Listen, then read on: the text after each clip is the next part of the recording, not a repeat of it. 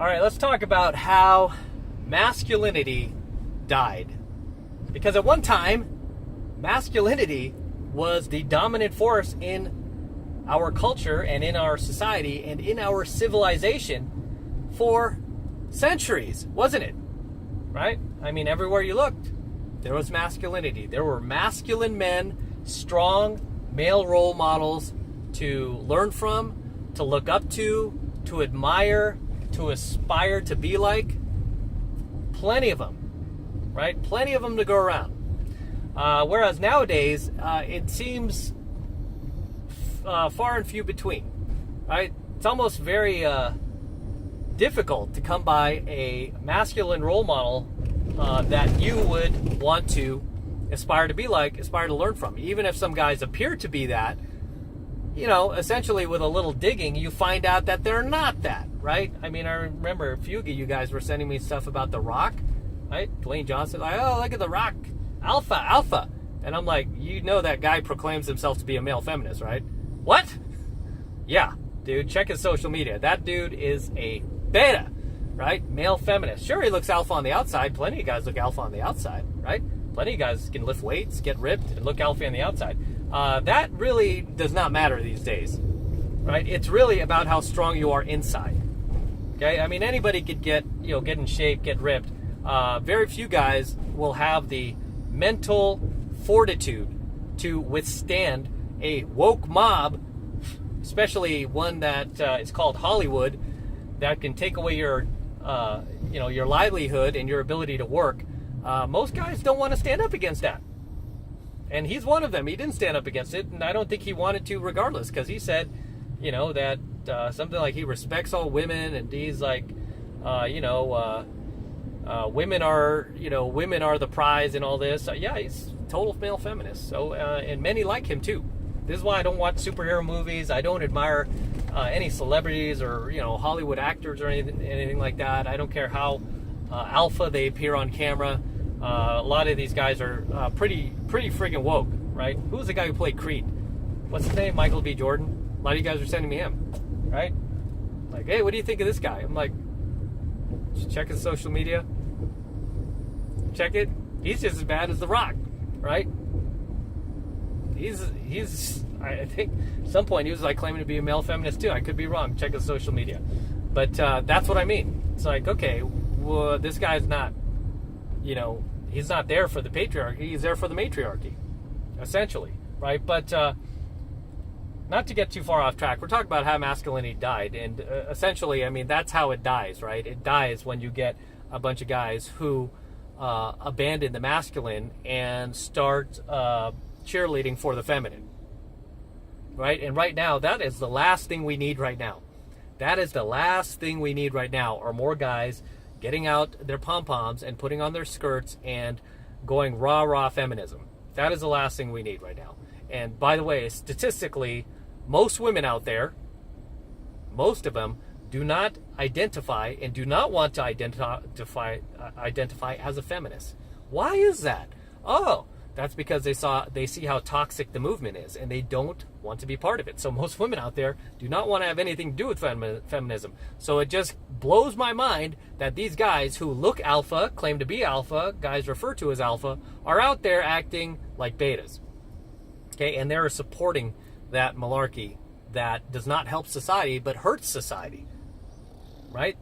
There's never been a civilization that has ever thrived off of matriarchy. You want to point that evidence? Show me. There isn't.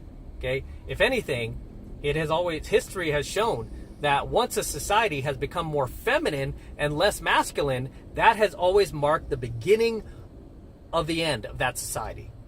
Okay? That has always marked the beginning of the end of that civilization. Whether you talk about ancient Rome, ancient Greece, you name it. Those societies ended up getting conquered by a stronger civilization, by a stronger, society that was more masculine. And inevitably, if we keep going the way we are, we will end up being conquered by a stronger, more masculine country. And we'll end up getting overtaken by them.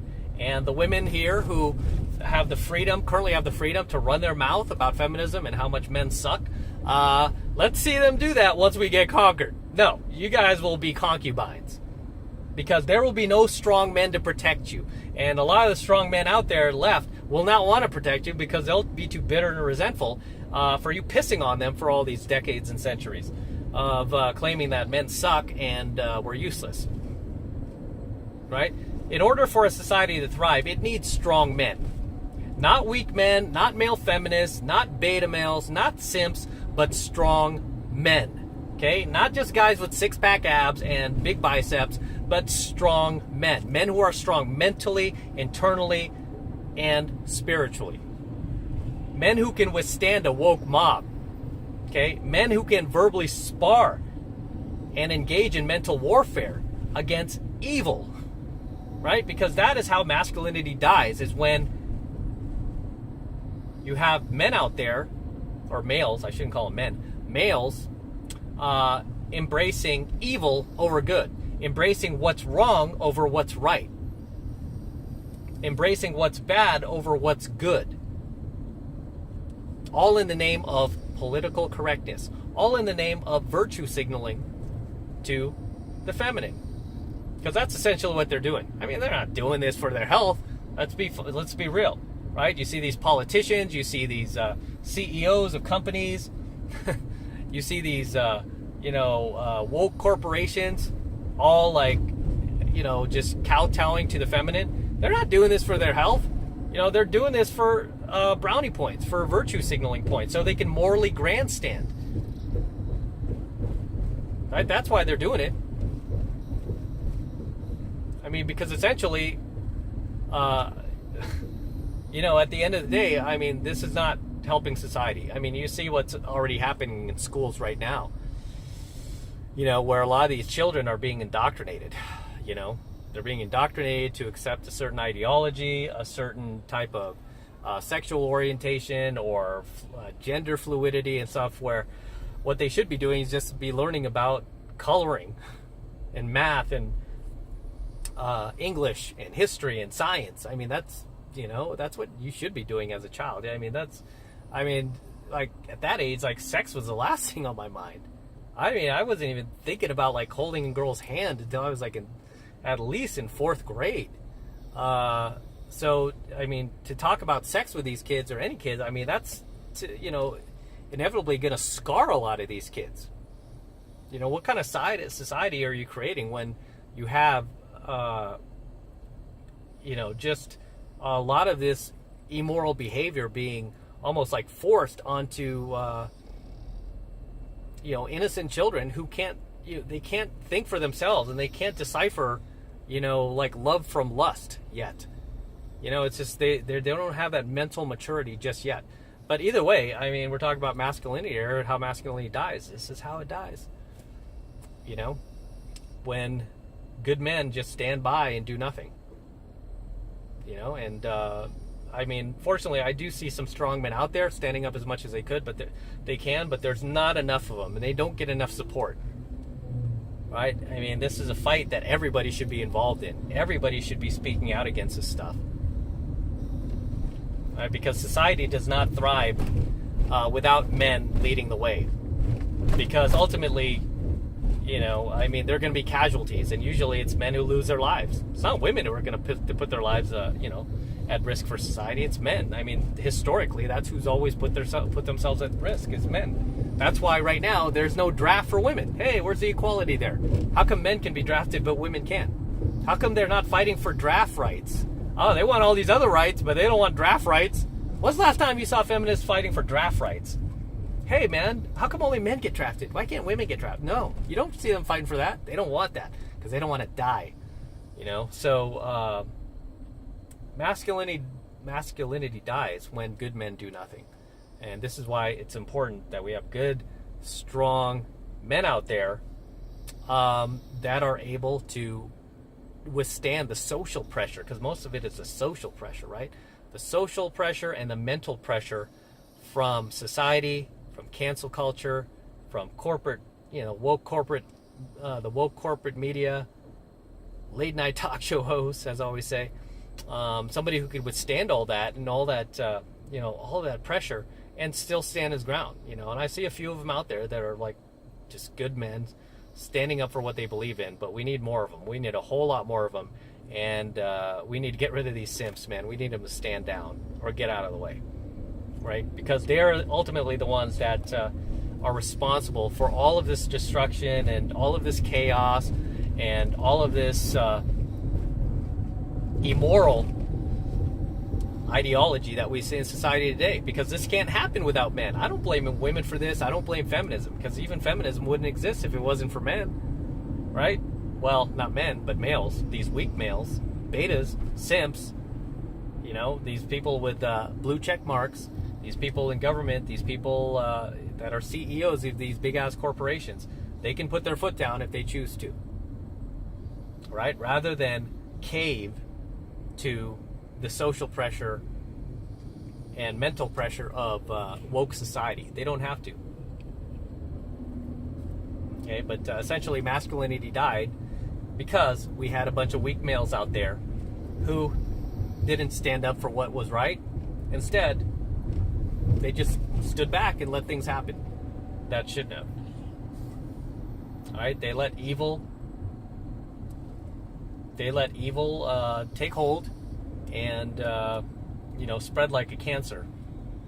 And right now it's spreading faster than ever, but fortunately I see the tide turning just by everyday observation. I see that people are finally getting tired of it, and finally people are turning against it, and people don't want to be part of it anymore. So that is the good news, is I do see the tide turning, and I see that there is light at the end of the tunnel. And I think eventually the more people wake up, the more people start fighting against this, you know, the more the cards will shift in our favor. However, as always, guys, drop your comments below. Let me know what you think. It's a nice coaching video. Let me know if there's anything I missed, anything you would like to add, anything you would like to share. Always love to see you guys in my comments. I always love to read your comments, so please drop those comments below. As always, do not forget to smash that like button below. Go ahead and smash it right now. Also, hit that notification bell right next to it so that you are notified whenever I release a brand new coaching video here on my YouTube. And more importantly, guys, please make sure to subscribe, okay? Subscribe to Alpha Male Secrets for more excellent, amazing content just like this, okay? Please subscribe.